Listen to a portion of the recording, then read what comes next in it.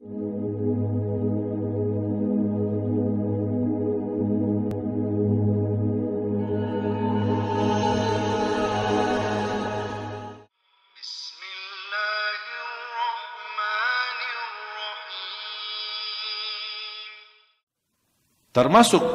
program hafalan Al-Quran.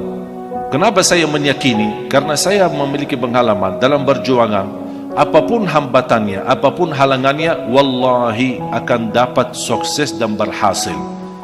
Karena orang yang bersama Al-Quran pasti akan dapat pertolongan Allah.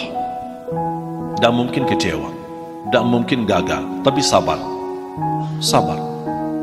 Makanya cita-cita saya mencetak 1 juta penghafal Al-Quran. Dan program ini sudah jalan, bukan baru mau jalan, sudah jalan. Dan sudah banyak anak-anak yang kami kirim ke Madinah. Sekalian umrah, sekalian bertemu dengan imam-imam besar. Tapi mohon maaf, angka ini cukup besar dan angka yang cukup panjang perjuangannya. Cita-cita saya, semua masjid insya-Allah memiliki imam penghafal Al-Quran yang bacaannya sesuai bacaan Nabi Muhammad SAW.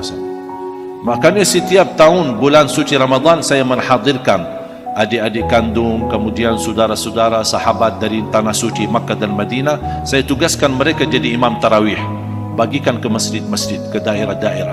Buat apa? Pertama, imam tarawih, supaya masyarakat belajar tarawih yang sepertinya apa. Bukan maksudnya kita harus panjang-panjang, boleh baca pendek, tapi salat yang tumaknina, jangan kejar-kejaran salatnya. Bukan kejar-kejaran tarawih, salat yang tumaknina walaupun bacaannya sedikit. Saya menghadirkan 5 adik kandung saya, karena jumlah adik-adik saya 12 timnas. Dan kami sudah siap, sudah saya sampaikan ke Presiden, kalau timnas belum bisa berjuara, insyaAllah adik-adik saya siap untuk ganti timnas. Ya, kita pandai pemain bola. Almarhum Ustaz Arifin Ilham, pernah beliau ajak saya main bola di futsal di Sentul. Kemudian Ustaz Arifin minta dibagi, saya melawan beliau.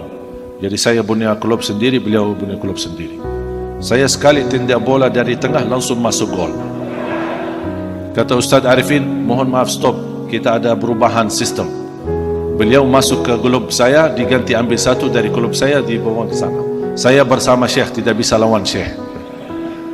Jadi kita bermain. Waktu itu saya ingat, bersama beliau kita main bola, saya sendiri masukin gol 17. Alhamdulillah. Jangan salah ya, saya pandai main bola ya. Kalau mau coba nanti kita main futsal sekali-kali. Jadi kita boleh berhiburan, boleh bersenang-senang, tapi ketika kita bersama Al-Quran, serius. Bersama Al-Quran, nikmati waktumu, fokus kepada Al-Quran, berikan waktu yang cukup untuk Al-Quran. Muliakanlah Al-Quran, karena balasannya Al-Quran akan muliakan kita. Makanya jamaah sekalian dimuliakan Allah Subhanahu Wa Taala, cita saya bukan saat kita Ramadan menghadirkan para imam. Saya tugaskan juga adik-adik, karena dari 12 alhamdulillah ada adik-adik saya yang hafal Al-Quran 10 penghafal Al-Quran. Juz 30 juz, bukan juz 30. Dan saya sengaja tugaskan kepada mereka untuk betul-betul serius untuk fokus kepada Al-Quran. Saya bilang sama mereka, kalau kalian datang dari Madinah, mau bersenang-senang, mau istirahat, mau jalan-jalan, mohon maaf, diam aja di Madinah. Madinah di sana lebih aman, Madinah di sana lebih nikmat, Madinah lebih barakah. Ada Rasulullah SAW, makam Rasulullah, ada Masjid Nabawi. Ini bentuk Masya Allah sama dengan Masjid Madinah. Masjid Nabawi Jawa ya? Apa nama masjid? Kalau saya boleh, Masjid Nabawi Jawa. Jadi saya menghadirkan mereka dan alhamdulillah mereka menjalani tugas dengan sebaik-baiknya. Walaupun sebentar yang hadir 5, insyaAllah saya masih merayu yang lain, termasuk ayah dan ibu. Saya mengajak mereka bisa hadir di sini untuk memperjuangkan Al-Quran. Termasuk 2 yang 5 ini, 1 yang perempuan saya sudah jodohkan sama orang Indonesia di Jakarta. Kemudian yang 4 laki, 2 bawa istrinya masing-masing dari Arab. Yang 2 lagi saya nikahkan sama orang Indonesia, 1 orang Lombok, 1 orang Sesarwa di Jawa Barat. Bu, jangan khawatir, masih ada lagi, Bu. Bahkan saya dorong adik-adik saya semuanya kalau boleh masing-masing isterinya 4, dan setiap isteri melahirkan 1 lusin. Coba bayangkan, satu keluarga 48 anak-anak. Dikali 4, Masya Allah, 4 dikali 12 saudara, sudah. Coba bayangkan berapa banyak manfaatnya. Mohon maaf, ini hukum khusus buat keluarga kami ya, yang lain jangan. Jamaah sekali dimuliakan Allah Subhanahu wa taala, di antara cita-cita saya, insya-Allah saya yakin akan terwujud. Bapak Ibu akan mendengar pengumuman besar. Imam dan khatib salat Idul Fitri dan Idul Adha, penghafal Al-Quran 30 juz, Presiden Republik Indonesia. Saya yakin itu. Saya yakin akan terwujud. Kalau itu pun tidak berhasil, terpaksa saya maju, saya siap maju. Tak ada apa-apa. Betul kan? Ingin harapan saya selalu berdoa di setiap kesempatan doa, ya Allah, aku mohon jangan cabut nyawa saya sampai Indonesia menjadi negara Al-Quran, sampai terwujud 1 juta penghafal Al-Quran. Makanya jamaah sekalian, kita harus optimis. Saya yakin ke depan Indonesia lebih baik. Siapapun presiden kita, saya yakin dan percaya Indonesia insya Allah lebih baik. Bukan karena presidennya, bukan karena pemerintahannya, tetapi karena niat baik kita. Niat yang tulus bersama Al-Quran, akan Allah turunkan pertolongannya. Itu saja syaratnya. Mau enggak Allah tolong Indonesia? Mau Allah jadikan Indonesia baldatun tayyibatun rabbun ghafur? Mau jadikan Indonesia terangkat penderitaan, kemiskinan dan permasalahan ekonomi, permasalahan politik, permasalahan sosial, permasalahan di pendidikan, permasalahan kesehatan? Tidak ada sistem yang tersempurna yang bisa menyelesaikan semua masalah kecuali sistem Al-Quran. Bagaimana? Dekatlah sama Al-Quran, cintailah Al-Quran, berakhlak akhlakul Quran, akan Allah segera turunkan pertolongannya untuk Indonesia. Jangankan Indonesia yang menjadi jumlah terbesar sedunia penduduk Islam, Turki, negara sekuler, ratusan tahun melawan Islam, tidak boleh kumandang azan dalam bahasa Arab, tidak boleh belajar bahasa Arab, tidak boleh belajar agama, tidak diizinkan buka pesantren, tidak ada rumah tahfiz. Itu semua dilarang. Siapapun yang dipertemukan untuk belajar Al-Quran langsung ditangkap masuk penjara. Sekian tahun melawan Islam. Begitu Allah Subhanahu wa taala rubahkan kondisi dan keadaan di Turki, Allah hadirkan seorang presiden yang indah dan merdu suara bacaan Al-Quran, Erdogan. Buka di YouTube, Presiden Turki Erdogan baca Quran. Subhanallah, indah suaranya.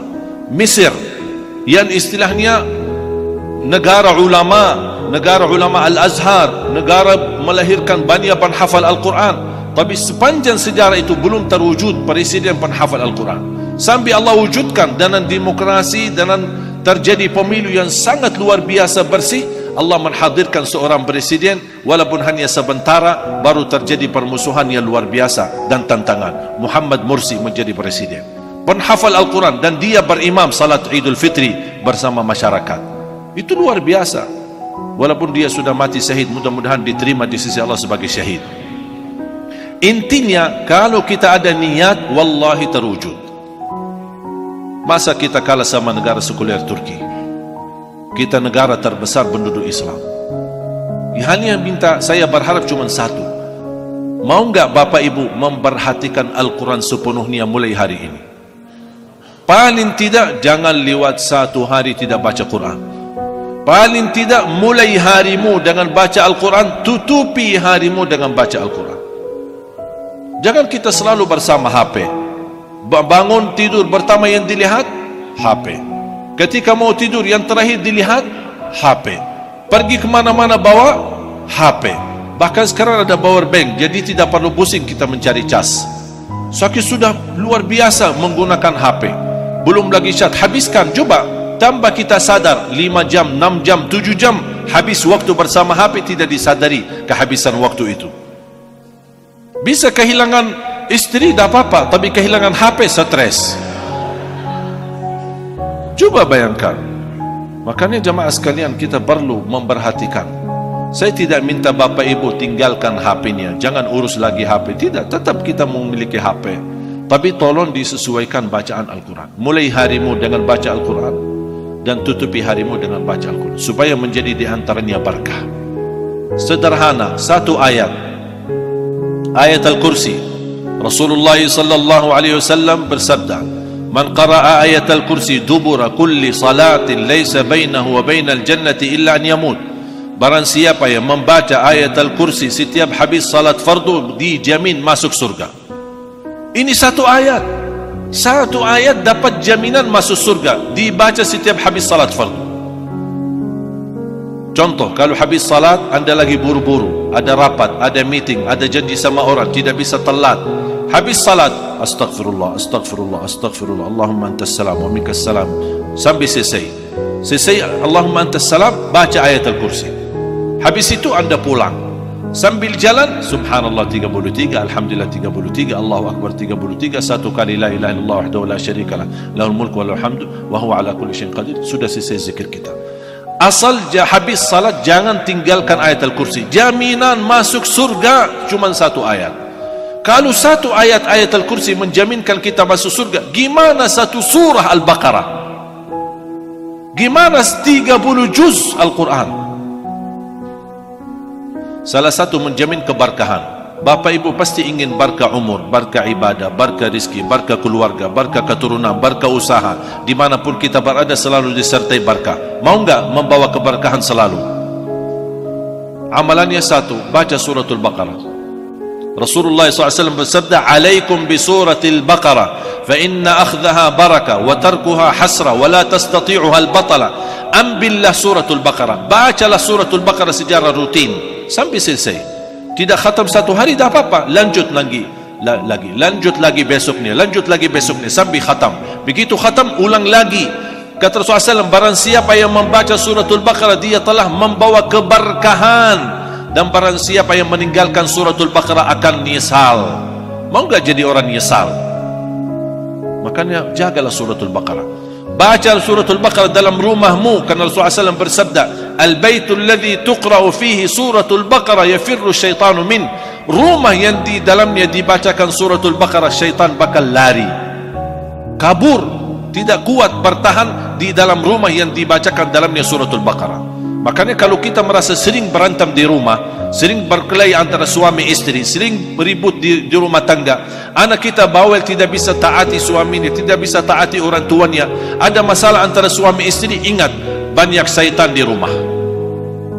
Semua keributan dalam rumah gara-gara banyak syaitan di rumah. Gimana cara obatinya untuk mengusir syaitan? Jangan ke dukun dukun datang. Pak dukun, kita bawa orang dukun datang nih, biar dilihat. Ini Pak ada. Seperti kemarin saya isi acara, habis acara ada satu ibu nangis luar biasa, minta tolong. Apa minta tolong? Kenapa? Minta saya mampir ke rumahnya. Ada apa di rumahnya? Katanya rumah saya ada hantu. Kata siapa? Ada satu orang, dia datang ke rumah saya. Makanya saya tidak berani masuk ke rumah itu. Dan setiap saya mau bawa orang, dia baca yang dah tahu, baca gitu, terus saya bayar 5 juta, kadang 4 juta, 3 juta, habis uang saya, dan hantu-hantu tak keluar-keluar. Tolong saya minta Syekh doakan, bisa. Saya langsung ke rumah. Kasihan ibu itu ditipu selama ini, dibohongi, dibodohi, gara-gara kepercayaan kepada dukun atau ramal atau macam-macam. Saya datangi ke rumahnya. Begitu saya masuk, astagfirullahalazim, saya sengaja bikin-bikinlah. Begitu, astagfirullahaladzim, ada 4, 5. Mohon maaf, karena dia percaya itu, ya saya harus ikutin dia. Begitu saya baca, jangan khawatir bu, tenang-tenang saja, saya akan bacakan insyaAllah. Saya baca suratul Baqarah. Begitu saya, alhamdulillah baru mulai keluar, ini keluar satu, alhamdulillah bu. Oh ini yang kedua keluar, ibu alhamdulillah. Ibu, alhamdulillah semuanya sudah keluar ibu, sujud syukur. Benar, dah ada lagi bu. Alhamdulillah semenjak itu dia kembali ke rumahnya dan alhamdulillah nikmat. Setiap dia kesempatan telefon, alhamdulillah Syekh saya sudah tempati rumah saya. Ibu dah ada lagi hantu, dah ada lagi. Kan Syekh sudah usir mereka. Maaf, dia percaya begitu, mau bilang apa lagi? Soalnya kadang-kadang ada orang yang tidak suka kita terlalu jujur. Kita mau jujur, ibu tidak ada hantu di rumah, tidak ada apa-apanya, jangan percaya itu. Masa? Tidak percaya. Makanya kita harus akalin. Itu akalnya seperti itu, ya kita masukin akalnya. Jadi kita harus tahu ketika berbicara sama orang, atau harus tahu bagaimana cara fikirannya, bagaimana prinsipnya, bagaimana, biar kita masuk.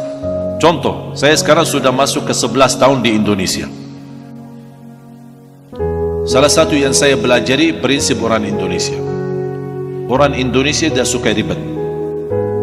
Orang Indonesia suka yang mudah. Termasuk amalan, ibadah, zikir, apa saja. Orang Indonesia suka yang mudah.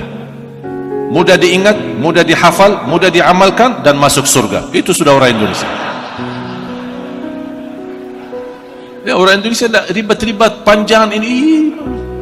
Termasuk salat, tidak suka panjang-panjang. Mau yang enak, sederhana. Tarawih, kalau boleh jalan cepat, tapi ayatnya sedikit-sedikit, tidak apa-apa. Orang itu, kulhu kalau bisa dibagi 2, terima kasih.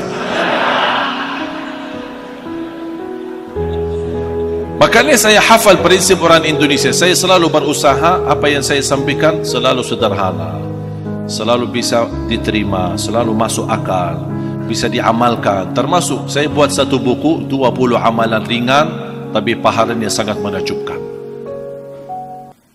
Kalau dari segi bisnis, kita suka berdagang yang sedikit tapi keuntungan besar. Termasuk sama beribadah, harus berfikir dari segi bisnis. Saya mau ibadah yang sederhana tapi pahalanya besar. Makanya saya bikin buku ini. Buku ini tidak laku di Arab tapi laku di Indonesia. Suka ini. Orang Indonesia mau yang mudah, ya saya kasih yang mudah. Itu bukan prinsip saya, itu prinsip Rasulullah sallallahu alaihi wasallam. Rasul suka selalu membawa kemudahan untuk umatnya. Rasul tidak suka yang beban umatnya. La yukallifullahu nafsan illa. Rasul sallallahu alaihi wasallam suka memberikan sesuatu yang mudah. Kalau ada 2 pilihan, ada yang baik, ada yang mudah, Rasul ambil yang mudah. Padahal ada yang lebih baik, ada yang lebih baik, tapi Rasul tidak mau. Rasul mengambil yang mudah. Kenapa? Untuk memberikan kemudahan buat umatnya. Dan itu prinsip dakwah saya. Dan selalu saya berdoa. Mulai dari pertama kali saya di sini 2008 belum bisa bahasa Indonesia. Saya selalu berdoa, ya Allah tolong berikan kepada aku bahasa yang bisa difahami. Saya tidak ambil kursus, saya tidak belajar kamus, saya tidak belajar bahasa Indonesia. Saya begitu duduk bersama masyarakat, diketawain, dibodohin, ya ada apa-apa, jalanin aja. Jalanin aja. Bahasa saya lucu-lucu awal-awal, ya ada apa-apa, udah. Jalanin aja. Yang penting saya bisa berhasil, yang penting saya bisa berdakwah, yang penting saya bisa menyampaikan bermanfaat. Makanya saya pertama diajarin sama teman, apapun diajarin saya hafal. Sampai ada teman saya bilang, tidak usah banyak-banyak belajar bahasa Indonesia, hafal 4 kalimat, semua orang Indonesia gunakan kalimat itu. Kemanapun perginya bawa aja 4 kalimat. Apa kabar, bagus, mau kemana, aku cinta kepadamu. Saya niat baik, tidak tahu bahasanya, tidak tahu artinya. Setiap ketemu orang, assalamualaikum, apa kabar, bagus, mau kemana, aku cinta kepadamu. Ketemu perempuan sama juga bahasanya, apa kabar, bagus, mau kemana, aku cinta kepadamu. Nah, apa ini itu orang itu? Tapi subhanallah, tidak duga dan tidak nyangka 2008 masuk 2009 sedikit-sedikit bisa bahasa Indonesia. 2010 sudah mulai alhamdulillah lebih baik. Sampai pertama kali saya isi di TV TPI almarhum. Kan sudah ada TPI kan? Sudah almarhum. Kemudian masuk MNC, TVRI, Trans, dan Trans 7, kemudian TV One Damai Indonesiaku, kemudian Kultum di acara RCTI sama acara Hafiz Indonesia. Allah kasih kemudahan. 2011 saya menerima penghargaan dan kehormatan dari Presiden Bapak SBY waktu itu.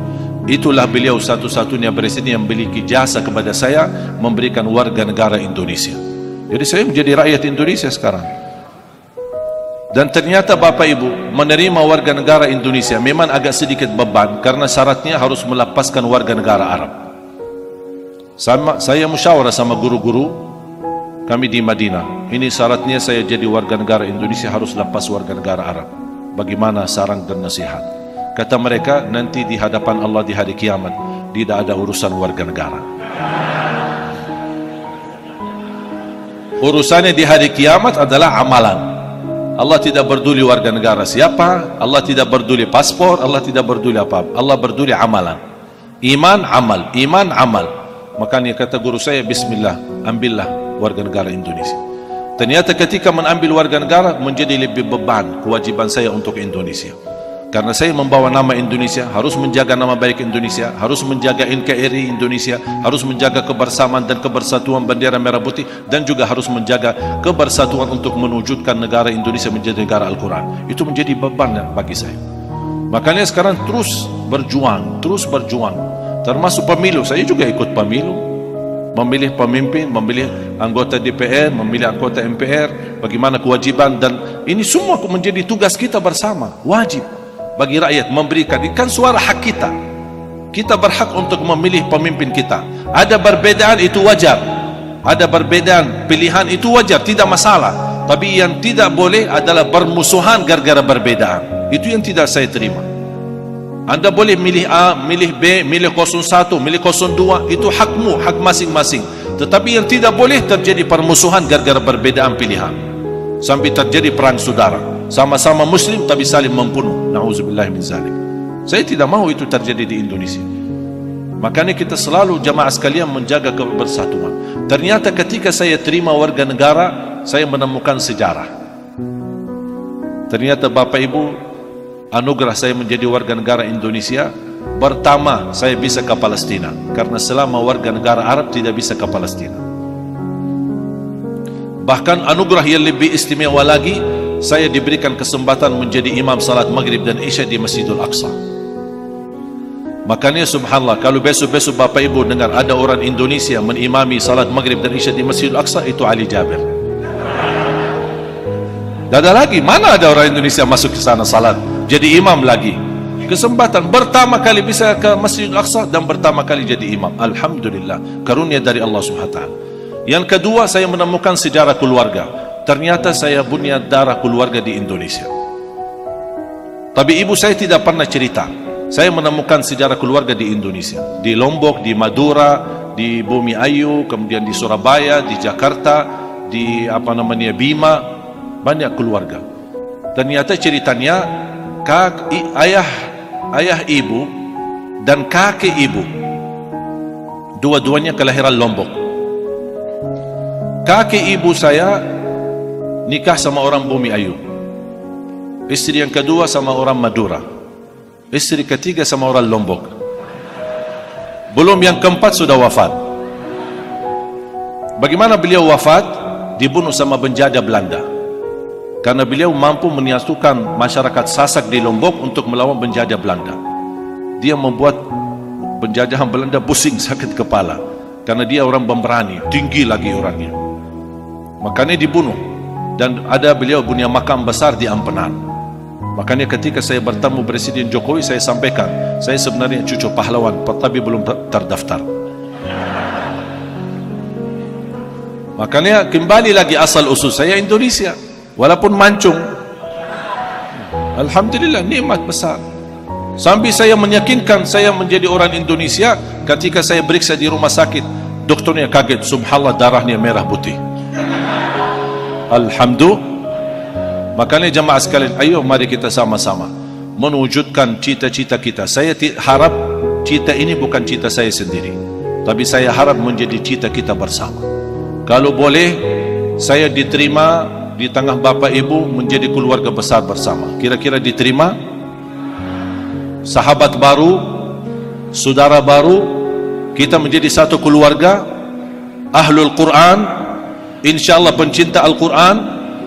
Saya begitu bangga dan senang ketika terjadi gerakan 411 dan 212, sampai umat Islam dari seluruh Indonesia datang ke Monas. Kenapa? Untuk bela Al-Quran. Tapi sayang sekali, yang saya harap jangan kita hanya membela Al-Quran sesaat. Jangan kita ada gerakan seperti itu karena ada orang menghina Al-Quran. Kenapa kita harus menunggu ada orang menghina Al-Quran baru kita bangkit untuk membela Al-Quran? Seharusnya sebelum ada yang menghina Al-Quran, jangan lupa kita sudah menghina Al-Quran duluan. Sudah lewat berhari-hari tidak baca Quran, sudah tidak menghargai Al-Quran. Sampai saya masuk satu kampung, saya bangga sekali mendengar suara Al-Quran dari sebuah rumah. Saya bilang Alhamdulillah, baru lewat satu kampung ada bacaan Al-Quran. Biasanya pagi-pagi sambil ibu sapu-sapu joget-joget karena nyanyi, dandut-dandut itu pagi-pagi subuh. belum terbit matahari sudah disetel dangdutnya sambil usaha sapu-sapu rumahnya. Pasti lewat satu kampung dengar suara Al-Quran. Saya bersyukur, alhamdulillah, baru saya dengar suara Al-Quran di rumah. Mudah-mudahan menjadi berkah. Mudah-mudahan semua rumah di kampung-kampung dan desa-desa dan di kota-kota mersetel Al-Quran di pagi hari supaya terdengar bacaan Al-Quran dari mana-mana. Kata sahabat saya, maaf Ustaz, kayaknya salah faham. Ini kemarin ada orang meninggal. Astaghfirullahalazim. Iman Allah turunkan Al-Quran untuk orang meninggal. Kalau untuk kita yang masih hidup, gimana kita gunanya? Jangan kita hanya kenal Al-Quran pas ada orang meninggal. Kalau sudah tidak ada orang meninggal, tidak kenal Al-Quran. Atau kenal Al-Quran di bulan Ramadan. Begitu masuk Ramadan, kita bawa Al-Quran. Begitu habis Ramadan, kita masukin dalam lemari. InsyaAllah ketemu Ramadan yang akan datang ya. La hawla wa la quwwata illa billah. Itulah musibah. Harapan saya, ayo mari kita sama-sama. Saya tidak minta Bapak Ibu hafal 30 juz. Saya minta jangan lewat satu hari tidak baca Quran. Walaupun satu halaman, walaupun satu ayat, buka, baca. Begitu selesai, lanjut lagi nanti habis aktivitas. Begitu setiap anda datang ke masjid, walaupun tidak sempat salat berjamaah karena sudah berjamaah salat duluan. Begitu anda selesai salat sendiri, sebelum keluar dari masjid, baca ayat-ayat Al-Quran. Ambillah Al-Quran, bacalah walaupun sebentar, 5 minit, 10 menit, supaya berkah hidup kita, berkah rizki kita, berkah aktivitas kita. Wallahi jamaah sekalian, anda tidak akan sia-sia hidupnya, tidak akan terlepas dari keberkahan kalau selama bersama Al-Quran. Kira-kira siap? Dan kembali saya ingatkan, kalau anda merasa dirinya gagal untuk menjadi penghafal Al-Quran, jangan gagalkan anakmu menjadi penghafal Al-Quran. Kalau itu pun tidak berhasil, jangan gagalkan hartamu menjadi saksi baik untuk Al-Quran. Infak, sedekah kita, zakat kita, wakaf kita, semua kita berjuangkan. Masing-masing pasti saya yakin bisa memperjuangkan Al-Quran. Ada yang dari segi tenaganya, ada yang segi ilmunya, ada yang segi fikirannya, ada yang segi fisiknya, ada yang dari segi hartanya, ada yang segi keluarganya, wakafnya, apa saja. Ada saja saham, walaupun saham sedikit, tapi ada saham yang bisa menjadi saksi baik bagi kita semua di hadapan Allah Subhanahu wa taala, menjadi orang yang membela dan mencintai Al-Quran, agar di datang hari kiamat Allah bangkitkan kita bersama ahlul Quran. Saya doakan semua yang hadir, mudah-mudahan Allah jadikan semua ahlul Quran, para pencinta Al-Quran, berakhlak-akhlakul Quran, dan juga selalu senantiasa menjadi penghafal Al-Quran. Ya Allah ya Arhamar Rahimin, atas izinmu kami bersama-sama kumpul di masjid ini.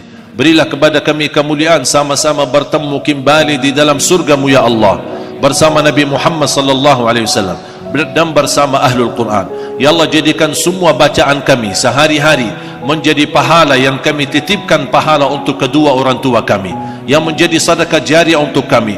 Ya Allah, jadikan segala saham kami, wakaf kami, sedekah kami, zakat kami, infak kami untuk Al-Quran, jadikan itu sedekah jariah bagi keluarga kami, amal salih yang tidak terputus pahalanya sampai hari kiamat ya Rabbal Alamin. اغفر لنا ولوالدينا ولجميع المسلمين والمسلمات والمؤمنين والمؤمنات الأحياء منهم والأموات. ربنا آتنا في الدنيا حسنة وفي الآخرة حسنة وقنا عذاب النار. وصلى الله على سيدنا ونبينا محمد والحمد لله رب العالمين.